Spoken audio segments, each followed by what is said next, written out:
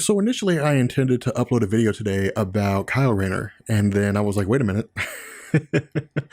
We didn't do Suicide Squad. So here you go. We're finally going to do Suicide Squad for you guys. So the Suicide Squad team has a very long-standing history in the realm of DC Comics. And it actually first appears in Brave and the Bold issue number 25 in 1959. And the group was actually created, or the concept was created by a man named Robert Kanigher. Now, the Brave and the Bold were a series of comics that featured team-ups between major and minor DC characters in an attempt to boost the popularity of the minor characters. And so it made sense that we would, one, see the Suicide Squad introduced in Brave and the Bold, and two, we would see them introduced using the same format. And so the whole reason behind the Suicide Squad's introduction, the whole reason why they were given to us was because, if you guys recall our previous videos, we had talked about how Marvel and DC were a hotbed of experimentation in the 1950s and the 1960s. And so the Suicide Squad was a reflection of this.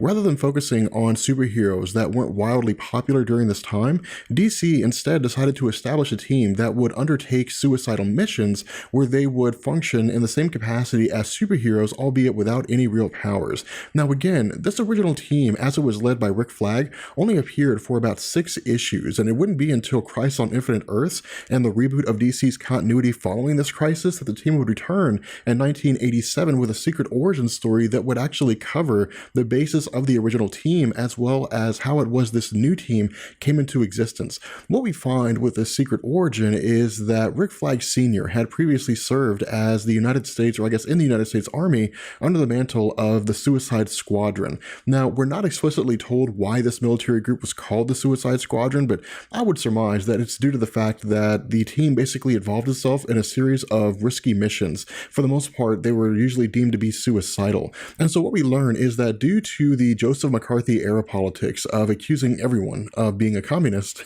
which is true, the Justice Society of America, which was the precursor to the Justice League, had actually vacated their position, and Rick Flag was basically commissioned by the President of the United States to fill in as leader of a de facto superhero group. Now, the result was that the group seemed to be immensely successful in their endeavors, but after the death of his wife, Rick Flag Sr. was basically left to raise a son by himself, and so most of the values that Rick Flag Sr. had learned over the course of his life were instilled in his son Rick Flag Jr.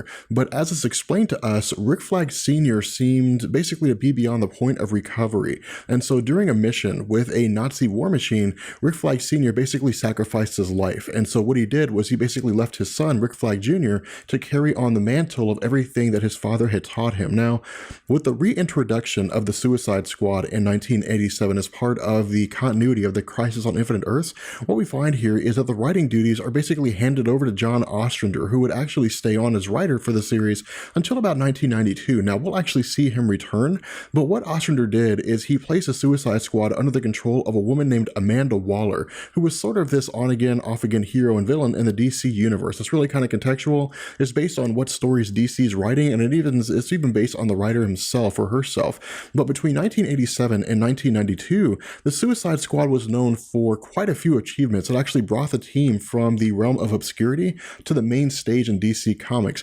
In issue number 23, for example, Barbara Gordon made her first appearance after having been shot by the Joker during the Killing Joke, as well as composing the team of villains looking for redemption. Now, the importance of Barbara Gordon here was that prior to Barbara Gordon having made her debut as Oracle in the Suicide Squad, she was considered by a lot of people to be a character that had no real purpose anymore. Her ability to fight as Batwoman was gone. She couldn't move. She couldn't walk.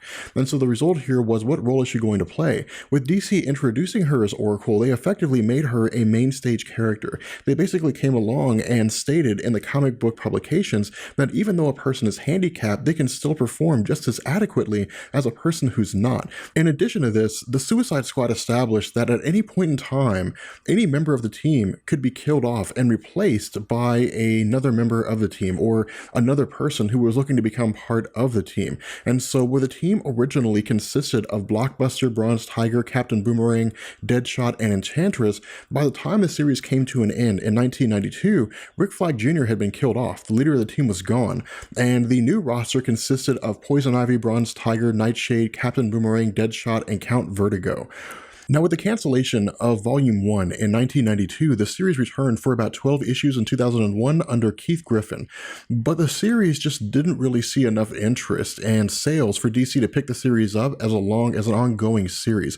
And so rather than seeing it continue on for the long term, what we found was that while it had kind of a cult following, while it did have your usual fans of Suicide Squad that read it, that in 2002, DC canceled the series entirely. Now, rather than attempting to bring the series back for an extended run, DC instead chose to basically test the waters to see whether or not the popularity was still there by handing the writing duties over to John Ostrander to basically bring him back for a second time in the Suicide Squad, since his original run is considered by many to be one of the best runs of the team.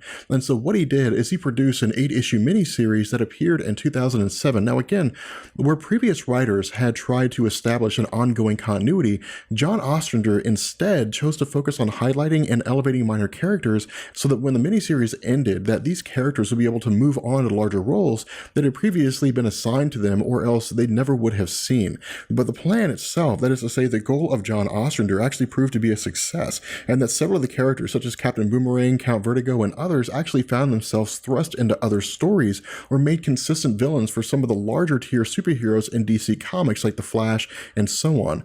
Now by 2011 and the launch of DC's New 52 with their reboot of the entire DC universe minus Batman and the Green Lantern, Suicide Squad was looked at as a title to receive a new lineup, new writer, and a new series of stories, and this was mostly, or at least it appeared to be, due to the history that the Suicide Squad had in DC Comics, as well as this kind of on-again, off-again popularity among casual comic book readers.